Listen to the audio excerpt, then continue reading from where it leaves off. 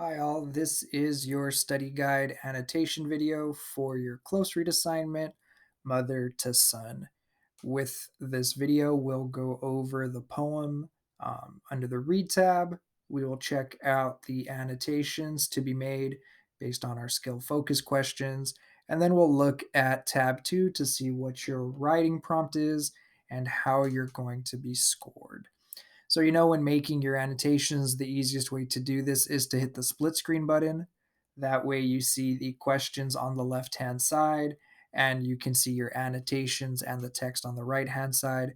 But for this video, I am not going to use the split screen mode. That way, just what I've typed appears bigger on your screen.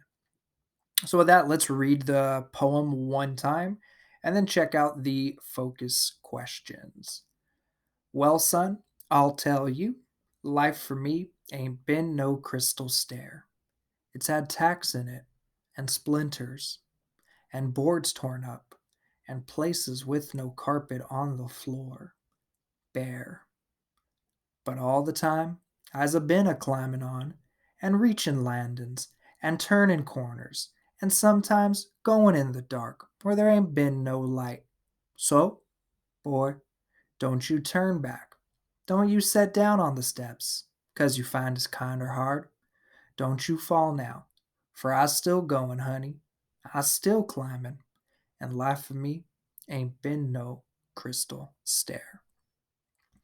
So with that, hearing the poem once, you might want to turn on the numbers. That way you can refer to lines, which words are you seeing on which lines, or later on when you talk about tone, which grouping of lines do you feel different tones of the poem. So again, just having on the number part will help you.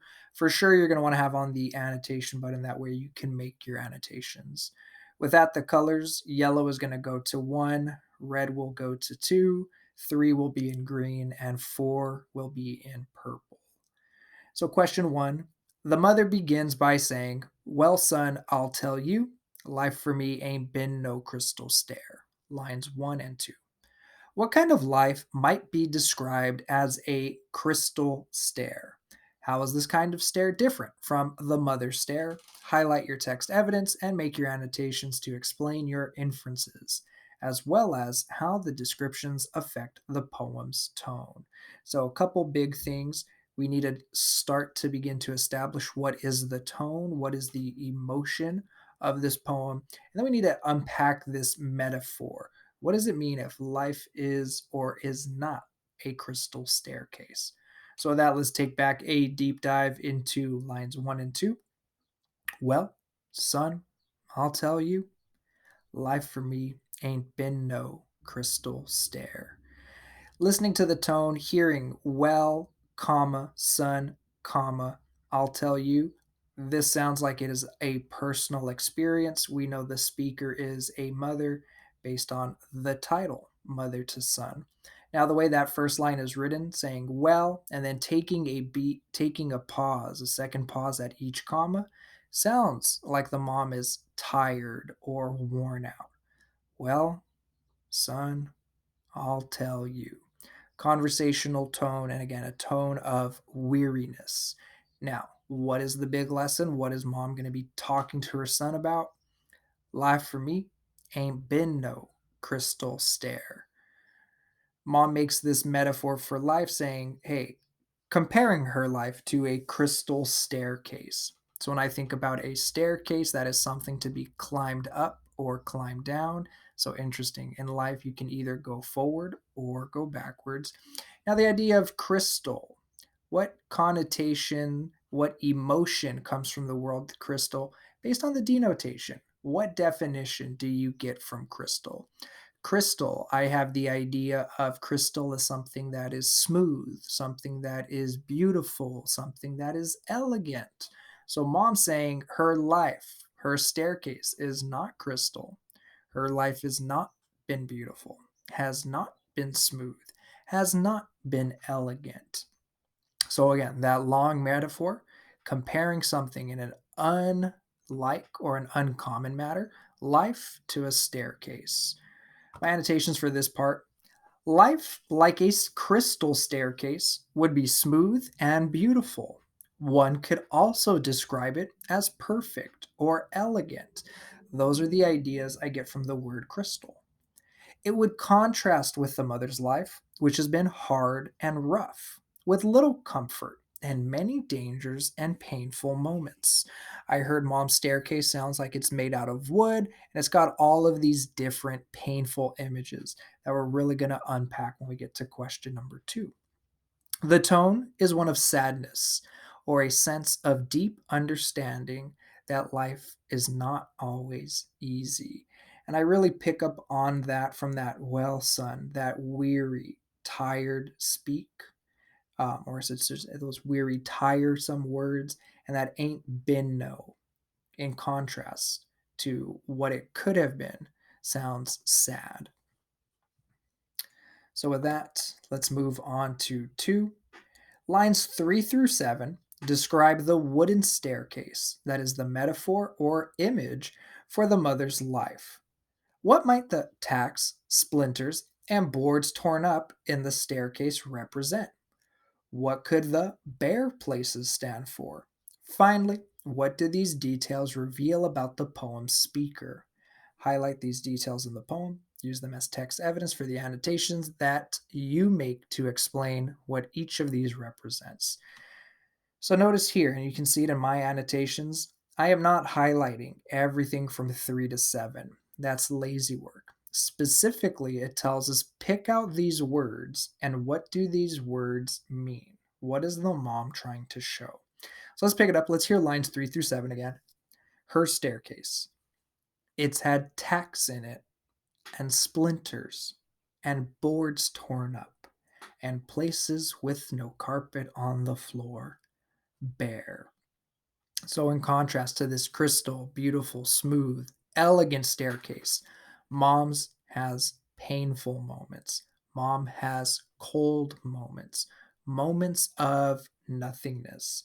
So, tacks and splinters, I get a connotation, I get an emotional pull to pain or despair or agony. I would not want to step on a tack. I would not want to get caught with a splinter. Painful moments. When I click on splinters and tacks, the tacks and splinters might represent everyday problems and things that hurt the mother. And we can think of maybe it's a physical pain, maybe it's an emotional pain. What could be some of these pains? What could be some of these issues? Maybe paying bills, finding a job, losing a friend, or just other general hardships. Hardships, again, that you would feel physically, emotionally, or mentally. Now, does mom have to come out and say, "Man, I've had trouble paying bills or finding a job"? No, not the case, right? That's why we're using this long extended metaphor to, again, paint a picture in a way we would not normally think of. So with that, that's what I see at tacks and splinters. Boards torn up could be things that she missed out on, such as a higher education. You might get the feeling mom sounds a little uneducated based on her dialect, especially at the end of the poem. Again, I can infer this could be the case based on the way she speaks or her dialect. Maybe the reason mom's life has been so difficult, again, because she does not have a solid education. And how do I infer that? Well, I listen to the way she speaks. Does not sound formal. The last part, and places with no carpet on the floor. Bare, again, very interesting. This is the one time in the poem where you see one line given one word. This must be important. This is the turning point for the poem, right? All of the sadness, all the negative images, they stop at this point. What do I see in this last one, though? Bare places could mean having few comforts because of poverty. These details reveal that the mother who is speaking has not had an easy life, and she is honest about her struggles. She doesn't make them sound worse than they are or impossible to overcome. These are just issues, right? But just ugly or unpleasant sometimes.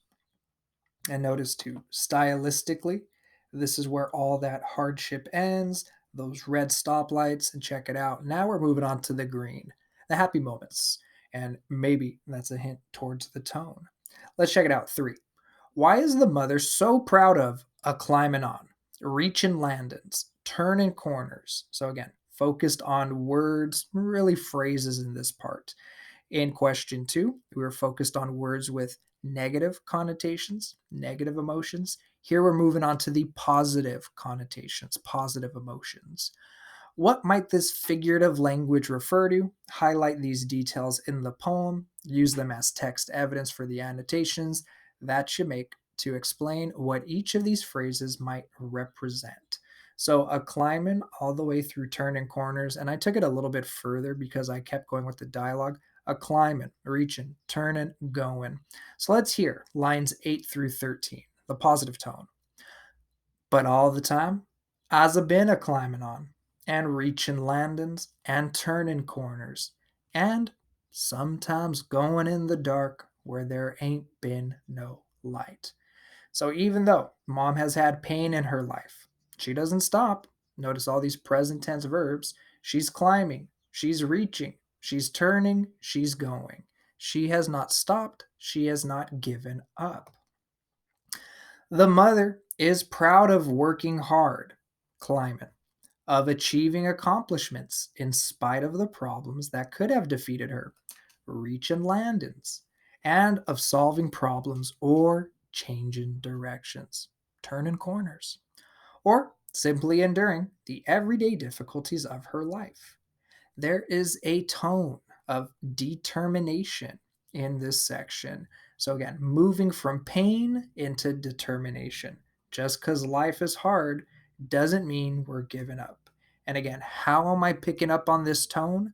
I am picking out specific words and I'm hitting back on dialect.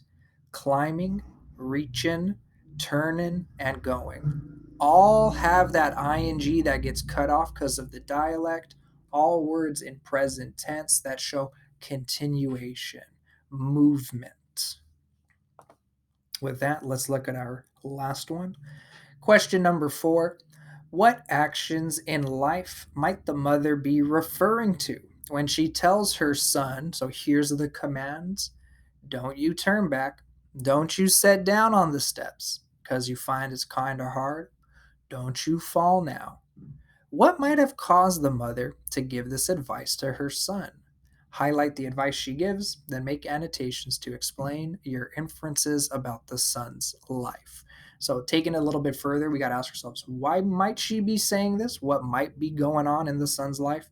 Also, interestingly, notice number 4 is asking us to highlight a set of lines, not just words, not just phrases. So, the annotations here should be a little bit more. With that, let's find it. This starts at 14, and let's read it through 17. So, boy, don't you turn back. Don't you sit down on the steps, because you find it's kind of hard. Don't you fall now. And yeah, you ask, why, mom? Well, in the end, I still going, I still climbing, and life for me ain't been no crystal stair. I didn't annotate 18 through 20 because it asks us to stop here just at the command, not at the explanation as to why. So, looking at the command, the mother is urging her son not to be defeated by hardships. She uses her own life as an example. She means that he shouldn't give up or quit trying when life becomes tough. Additionally, this last phrase, don't you fall, might mean he shouldn't make a bad choice that he couldn't recover from. The theme of this poem could be not to give up when presented with challenges. Don't take the wrong path. The tone is one of hope by the end of the poem. And with that, I'm going to close it down. So you see how the theme is developed over the course of the poem that you have to analyze from beginning to end. And then tone, you analyze it specific sections based on the word choice. What emotions are stirred up by specific word choices? On purpose, I picked red to give you that stop, hey, painful emotions. Green, well, let's keep on moving, right? So keep that in mind when making your own. With that, guys, if you want to add any additional annotations, by all means, feel free. Make sure you explain why you're annotating and what you're seeing. When that's all set, check out your reading prompt. I should say, I'm sorry, your writing prompt. What is the theme, main message of the poem? What poetic elements, specifically metaphor, what is that big metaphor in line 2, and tones are used to convey the message? Write a response to these questions, citing examples from the poem to support your arguments. To make it easy on yourself, make sure you click split screen. That way, your annotations come up on your left hand side. Compile your annotations, make sure you cite. So tell me, when you're seeing tone, which lines do the words pop up in, of course? When you're done with your response, you're going to want to check the rubric, see how I'm grading you. 4 points max for tone, 4 points max for language and conventions. Again, when you look at this, that's that race format. Restate, answer, cite, explain. When done, totally complete, press the submit button, and good luck. As always, if there's any questions, if we're meeting in person, feel free and ask. If we're not meeting in person, send me that email.